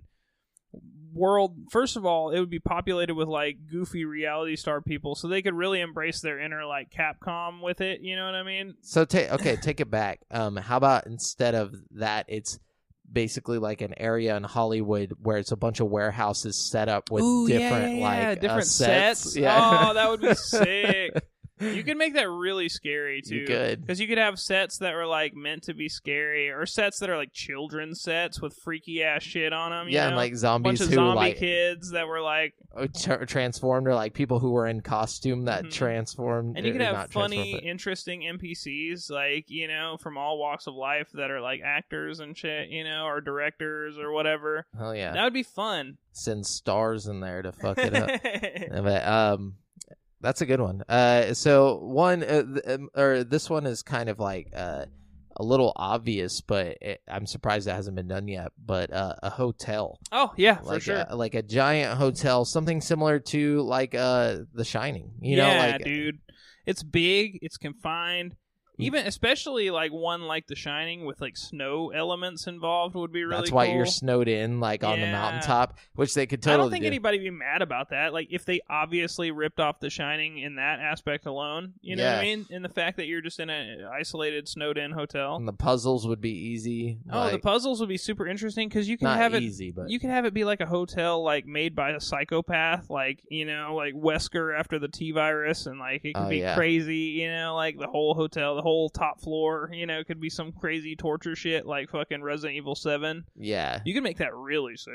Yeah, you could, and of course you somehow get to the testing center underneath it for some reason. You know, and kind of in the same vein as that, you could do like an apartment complex or something like in the same like way. You know, like rows of doors, you know what I mean? Different people living there. You know what I mean? Like maybe it's a quarantined area, like you can't get out. That Transpose game I played recently, or Transference, I mean, that game is set in an apartment complex, and it's scary as fuck. There's like a part where you like leave the apartment complex and you're going down these stairs, and it's just fucking terrifying. You can like look down the stairs. I don't know. That's awesome. So what you got next? So I'm thinking like, what if you had a whole game set at like Disney World, basically. So I'm gonna throw mine in with this one. I was gonna say a SeaWorld type park because like a water park, all water, because that water's terrifying in itself. You can have SeaWorld with the T virus would be fucking with the sick. killer whales, the whales, like actually fucking killer whales. You're stuck in the aquarium with like sharks that'd be and sick, shit. Dude. But like Disney World as well. The only reason I didn't go with amusement park is because Silent Hill kind of stole that. You know, like they have like the whole amusement park I guess thing. they did have that. That's the only reason I didn't. But I think it would be better. Water park would be Resident good. Evil. Yeah. SeaWorld particularly. You could call it like Aqua World and like have like it'd be freaky as hell is like if there's just a shark and it's like beating on the glass and all of a sudden like a tentacle comes out of its fucking back and like breaks the glass and like crawls out of the thing and starts coming at you really fast. That's kind of what happens in the first game, except for the tentacle part. Yeah. Like where it tries to bust in. The big one. Oh, dude. Fucking scary. Freaky. And like that shit would be nice to remaster in HD. Oh my god, just see that. And it's well, I mean, I guess they did with the remake, but I mean like real nice, like Resident Evil 2, that new shit, kind of, you know what I mean? Yeah, anything with water, like I'm super terrified of the ocean, so like I think I'd be pretty freaked out if you base the whole thing around that. Here's another seemingly obvious one. What if you did a whole game set in a fucking hospital, like a big hospital? One. And, like, you're working your way through the hospital to get to, like, maybe somebody who's in, like, ICU or something. Like, you have to enter through, like, the far side of the hospital because, like, it's all blocked off from outside and there's just zombies everywhere. You know what I mean? You gotta slowly puzzle your way through. So you have to, like, slowly puzzle your way through this fucked up hospital that's got all kinds of crazy shit going on in it. You know what I mean? And the whole way through, you're, like, helping people and, like, you know, doing all this shit, you know. Yeah, definitely. I don't know. I think it would be really interesting. You know, I like that. I like that one. That one seems the most fitting. Yeah, imagine like Walking Dead at the very first episode where he wakes up in the hospital and he's alone and all the shit's all fucking creepy looking. Oh yeah. Like I want that kind of feeling, except for I actually want some shit to pop out at you every now and then. You know what I mean? Yeah, you just got to deal with the zombies, dude. Oh, maybe you know how like in some of the Resident Evil games, like 0 and 2, it like or even 1, I think it switches between characters frequently. You know what I mean? Like, what if you had it planned where you're playing as the guy going through trying to get to the other person, but you're also playing as the patient who wakes up confused as fuck about what's going on? Like, switches back and forth. Yeah, and you're switching back and forth. So one guy is, like, heavy on the combat and, like, you know, and the other guy is heavy on the stealth and the sneaky. You know what I mean? Yeah. And, like, it would be, like, total different gameplay styles you'd have to implement. That's a good idea. I feel like it can be a lot of fun. Which, yeah, well, like you said, it's very similar to what was happening in the first game. So kind of what they tried to do with Revelations 2. And that's kind of what they tried to do with fucking Zero. A lot of them, Zero sucked. I hated Zero. I like Zero. I like the setting of Zero. I don't like Zero. I like the puzzles in Zero and stuff. I don't know. Oh, it was all right. 1 was better. 1 was good. So my next one would be a mountaintop. So like Mount Everest mountaintop. Something similar, I guess, but like it's more like you're traveling up there because of.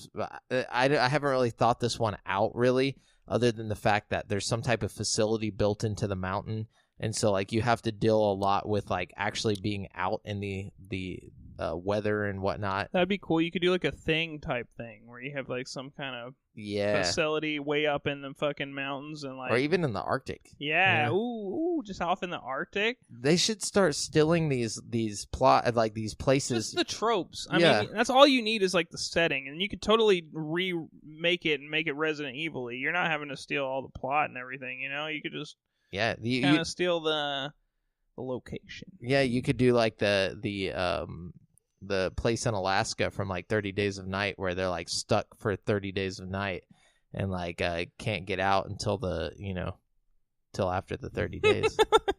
That might be a little too obvious. They're just like, I mean, welcome to Resident Evil. We're going to be here for 30 days of night. But it doesn't have to be 30 days. Yeah. It could be the real time. Okay, another obvious one. Maybe like a department store or a mall. Just like a mall. Like I figured, like kind of like a. It'd be like kind of like Dead Rising, but less like goofy and more like scary, more spooky, more actually scary. Yeah, full of spooks, and it's Capcom too. So I mean, like you'd have all the same goofs. Not impossible. You know. No. I was gonna say, you could do a megaplex movie theater. I think that would be really terrifying. That would be fucking sweet. You could actually have that incorporated into the mall. Yeah, exactly. You know what I mean? And it's like just sections, like or like whenever you go to different areas, it's like, oh, I gotta get to the movie theater to find Jill's letter or some dumb bullshit. That'd be fucking sick. Like, and like get up in the projector room and like it cuts on like on its own and like shit like that. You know, it just freaks you out. Oh yeah, dude. I can already see that playing out. Let's see. What if you did it in like a space station? I thought about this. Okay, I thought about Would space. that just turn into Dead Space? That's what I was going to say, is that it's just Dead Space. Dead Space was made to be a return to form of Resident Evil. You're right. You know, so like I feel like we can't really go to space, but this is where I get my best idea. This is what happened because I went through that exact train of thought. I was space. Like, so what was your an airport/airplane? So, like, you start out in an airplane. That seems obvious. Just like at the beginning of Resident Evil 0 when you're in the train. So you're on this plane, and, like, it eventually crash lands at the airport. But, like, you go into the airport because the whole outside is overrun by, like, dogs. And, you know, like, the security dogs have turned zombie and stuff like that. So very similar to 0. So you spend, like, half the game in the airplane, like, and half the game... In the airport. Yeah. Oh, that would be sick, dude. And you're basically you're a STARS member on the way to some bullshit. That's a fucking awesome idea, dude.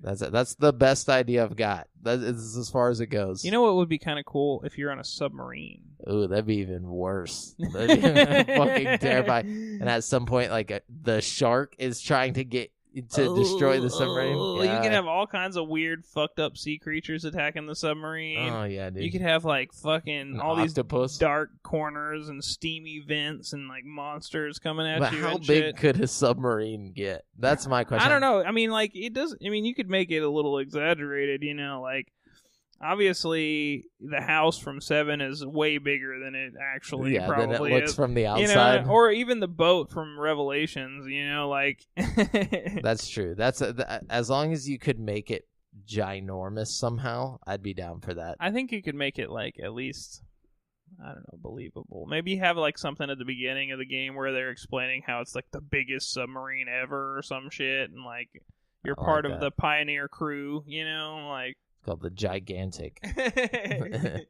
But yeah, no, that's what else you got? Because I ended on my airplane. I was like, that's it. My last two ideas, I'm looking at them now, and now that I'm looking at them, they're just kind of stupid. But I'll tell you anyways. Yeah, just throw them out there. What if you had them in Egypt, where you're in a pyramid? You know what I mean? It sounds stupid, but at the same time, I mean, why not? I feel like it would be cool, except it would probably end up being more of like a fucking Resident Evil 5 type experience where you're... Well, okay. That's just because you're thinking of sand. My thing here is like... Maybe. I think that's exactly what it is. I'm thinking of sand, so I just automatically go to 5. You can still make it creepy. The thing is like, this could be part of like the expanse of creating diversity in the franchise and showing what STARS is doing on the other side of the world. Yeah. Like maybe what they're dealing with, and not send some white dude to kill a bunch of African zombies. you know, like you have like an actual Egyptian STARS member who is like Ahmed Redfield on the ground. He's on the ground. You know, he's dealing with what's going on over there. The virus is spread. And so he gets chased into the pyramid. Oh yeah. And so like, oh fuck yeah, that'd be sick. And dude. he's got to find his way out, like because he accidentally trips some fucking pyramid bullshit. It's a video game. Make it video game. You can make that really tight. And then my last idea is like, what if you had like a crossover and you went to Silent Hill? See, then you could just go to the amusement park. Yeah. And it get creepy. Yeah, there you go. You just steal all their scary stuff. I started thinking about it, and I was like, if you put like fucking one of the characters from Resident Evil in Silent Hill, it would just be Silent Hill with a different character. Yeah, it wouldn't really. So the more I thought about it, the less good that idea became. We had some good ideas. We did have some bangers in there. Yeah, I mean, I like your airplane idea. That shit is fire, dude. I can see that happening. I don't think it will though. I think that's the problem. Is like, but I want it to happen. I want that big. I feel like bus there's in a the sky. movie where they like a Resident Evil, one of the animated Resident Evil movies where they're in an airport. I could be wrong. I think the snake's on a plane. But yeah, like because the plane's confined, you're going really fast. Everyone's a zombie. You got to solve some puzzles to get into the cockpit, and like because it's on autopilot, so like it's like you're on autopilot, but you're gonna run out of fuel if you don't find a way to get into the thing in time, and so you have like a certain amount of time to get into the. What if cockpit. You maybe like control the outcome? Like, well, no, that might be way too much. Yeah, now we're going RPG with it. Well, I'm just saying, like, what if like you're gonna run out of fuel like regardless, but there's like three or four different levels, outcomes. like that you could play out as your last mission. You know what I mean? So depending on where you run out of fuel, your last mission will be different. You know what I mean? You could either land at SeaWorld, the mountain, the airport, or the mall.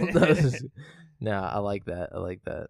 Maybe one, you crash in the ocean and you like have to float around for like days and like you land on an island or something. God, this you crash in like fucking the same place as Resident Evil 5 and like you accidentally interrupt the events of 5 or some shit. You know what I mean? I don't know. This is an ambitious game. This is very ambitious for That's too Resident much. Evil. Yeah, too much. It'd be cool though. That's it for the topic of the show, guys. If you got any cool locations that we forgot to throw in there, let us know on the Facebook group, facebook.com/group/GameSpeak podcast. Anyway, so we're going to jump on over to the People's Champ. Brent, who do you think we should champion today? I know we got, I think, a couple questions. Yeah, today. We got a couple of them. Let's see what we got here. We have two. Just two? We have two questions, and one of them's not really much of a question. No offense to the question asker. So we got the champ here for the week. Thomas Shepard is the champ. Hey, Thomas. He says, if you were going to make a video game cosplay, what would it be? He says, P.S. Fuck the Devil May Cry jacket. Well, I agree with that. Yes. I can get behind that. I can make my own Devil May Cry jacket for a fraction. Oh, I'm just saying, fuck Devil May Cry and that jacket. No, I agree. But if we're gonna go, cosplay. Full cosplay. I've never cosplayed anything before. I wanted to. Not opposed to it. But I think I don't have enough commitment. Like I'm not hardcore enough. I feel like. Yeah. My thing is like I don't really look like anybody. I'm trying to think. Who could I be? Who could I cosplay? If I was going to cosplay someone. If I could just pull it off, you know what I mean? I'm going to think of somebody who hasn't been cosplayed, and that's who I'm going to cosplay as Tony Hawk in Tony Hawk Pro Skater.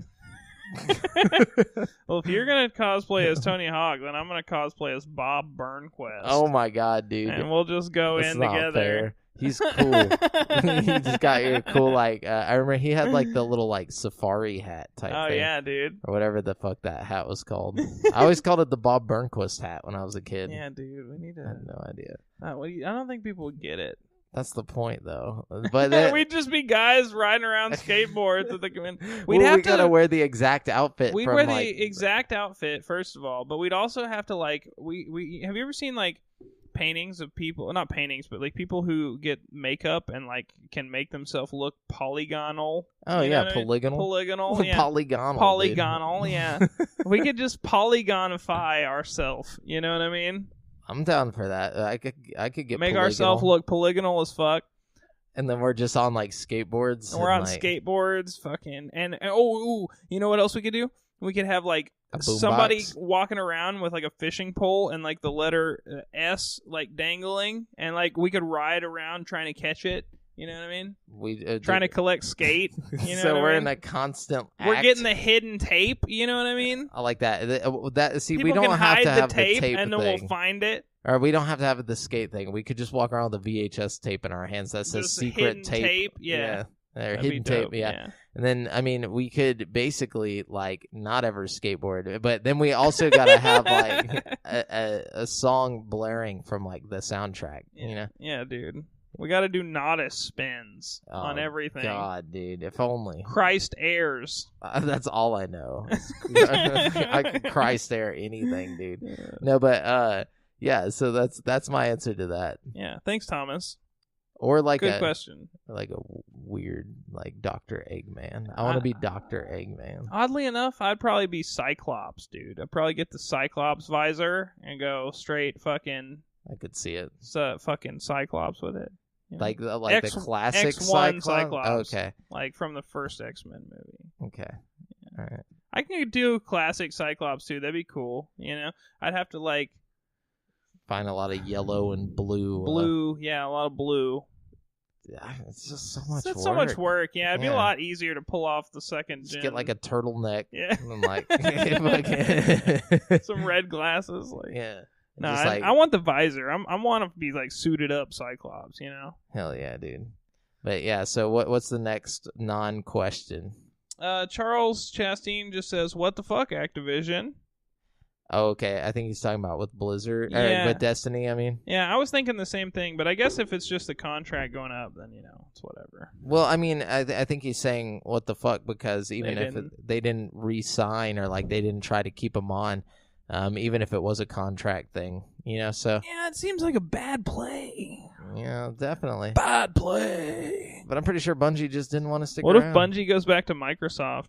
Well, there's a thing about that. Phil Spencer said something like, looking forward to working with Bungie in the future or whatever, and like on some project or something like that. Yeah, he said that. Yeah, he did say that. Oh shit! Like after this happened, so that would be sweet if, like, I don't know, they made a Halo. Yeah, I mean, Microsoft's buying up all these studios anyway. They might as well go back. Or if they bought Bungie and funded Destiny 3. And had like Halo Easter eggs and like costumes and stuff like that in it, you know, or had like a whole like sick. Master Chief, or have quest. A mashup where it's like you just go through a thing and you're just like in the fucking Earth galaxy or whatever. Yeah, you know what I mean? That's what I'm saying. Go to Venus or whatever. Just fucking. I guess you're already in the Earth galaxy. Talk to the whatever. You know, dope, dude. That orb thing. I can see that. It becomes a guilty spark. Oh shit. 3, guilty 4, 3. spark and the fucking orb just start like battling it out. I'm telling you, dude. That's what's the fuck with Activision right now.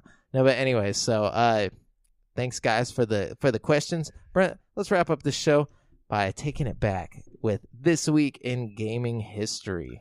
Yeah, you guys want to know what happened this week in gaming history? Yeah, tell us about it. Now, on January 16th, 2001, we got a Game Boy Color game that came out, man. You know what? 2001? Yeah. January 16th? Yeah. Game Boy Color? Yeah. I talked about the N64 version. Mario Tennis. Yeah, okay. That was my first Game Boy Color game. Like whenever I got a brand new Game Boy Color. Fantastic game. It was in. I think it was a bundle. I got the Game Boy Color with Mario Tennis. That's dope. Yeah, dude, that was a cool game.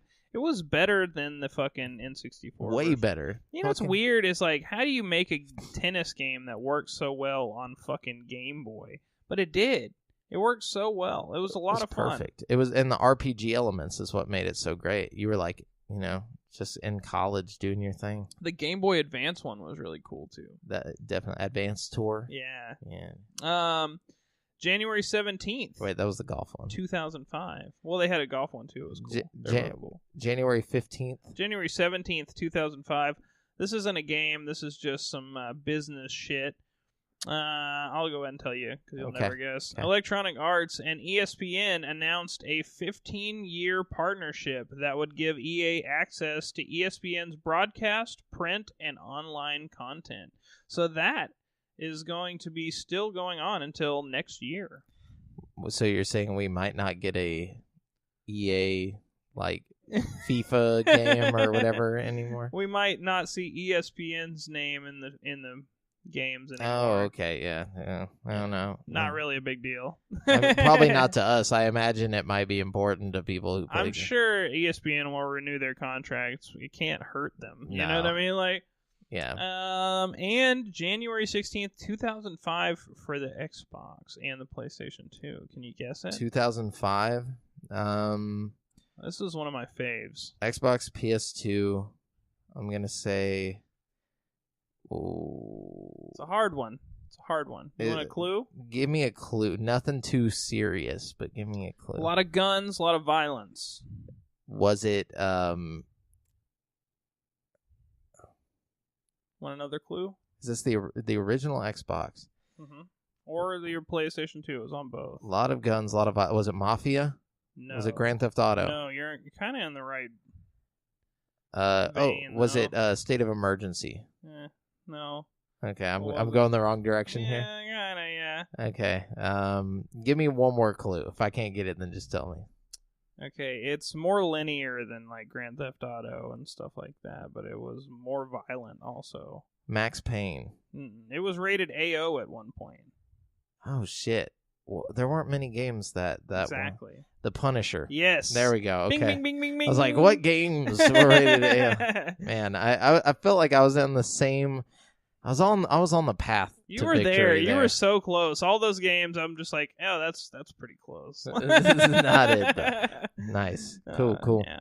Anyways, well, remember, guys, you've been listening to GameSpeak Podcast, courtesy of CreateForSanity.com. The show posts for free every Wednesday on all podcast directories. Be sure to submit any questions you want read on the show to GameSpeak Podcast Facebook group at facebook.com/group/GameSpeak Podcast.